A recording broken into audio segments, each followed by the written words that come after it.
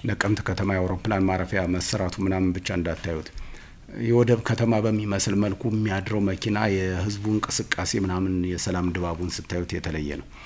ሰራዊታችን በከፈለው መስዋዕትነት በብዙ ሺዎች የሚቆጠሩ በሰላም ከክልሉ መንግስት ጋራ እየተደራደሩ ሰራዊቱን በሚያደርገው ገዛ ወደ ሰላም አማራጭ ገቧሉ። በአገር ሽማግሌ በአባገዳዎች በሚደረግ በህዝብ በሚደረግ እንቅስቃሴ ወደ ሰላም ህይወት የመጡ በጣም በብዙ ሺዎች የሚቆጠሩ አሉ። ይሄ ይበልም ያስብል ነው። አንደኛ ራሱን ህይወቱን አያጣም፣ ሌላ አይገልም፣ ንብረት አያወድምም። ምን ይሄንን አፕሪሺየት ማድረግ መቻል አለብን። እኛም ይዋጋናን እንጂ ከሰላም ከመጣ በኋላ መታወቁት ነው ወይ ተማርኳል ወይ እጅ ሰጥቷል ወይ በሰላም ገብቷል ብለን ኦሬዲ ጨዋታ አለቀ ነው። አፈሙዝ እስካዞረ ድረስ ነው ጥርሳችን ነክሰን የምንዋጋው ጥላት ብለን እሱም ጥላት ብሎን የምንዋጋው። እዚህ ላይ በደንብ ሊታይ ይገባል። አሁን ኦሮሚያ ክልል ያለው ሁኔታ አልፎ አልፎ የሚንቀሳቀስ ካልሆነ በስተቀር ይሄ ነው የሚባል ኃይል ኑሮ ሰራዊቱን የሚገዳደር ልማት የሚያደናቀፍ ምናምን የሚሆንበት ደረጃ ላይ አይደለም። የክልል መንግስትም የዞንም የወረዳ የቀበሌም ተረጋግቶ መንግስታዊ መዋቅሩን አድርጎ ወደ ልማት ስራው ገብቷል።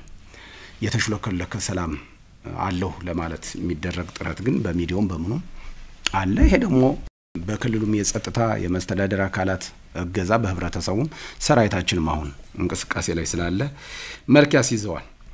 በአማራ ክልል መጀመሪያ አካባቢ ያደርገው የነበረው በክልሉ ተጽኖ ይፈጥረው የነበረው ሁሉ ነገር ቆሞ መንገድ ተዘጋግቶ የኢኮኖሚ እንቅስቃሴ ሁሉ ታግዶ አመራሩ እንደልቡ ስራውን የማይሰራበት መንግስትም ያቀደውን ልማት የማያካሂድበት ነበር። አሁን መንግስት ያቀደው የኮሪደር ልማት በሉት ምናምን በጎንደር በባህር ዳር ወሳኝ ከተሞች በሚባለው በደብረ ብርሃን በደብረ ማርቆስ በተለያዩ ቦታዎች ይሄ እንቅስቃሴ አለ።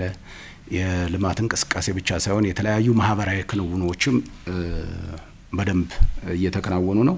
የክልሉ መንግስት እንዲሁ ወደ ወረዳዎች በስርዓት እያጠናከረ ቀበሌዎችን እያያዘ የተወሰኑ ስፖቶች እና በሚዲያ ላይ ያለው ተጽኖ ካልሆነ በስተቀር ይሄ ነው ተገዳዳሪ ኃይሉ ኑሮ እንዲህ ያደርጋል ምናምን መከላከያን ይገጥማል ወዘተ የሚባለው ነገር እሱ ተረት ነው።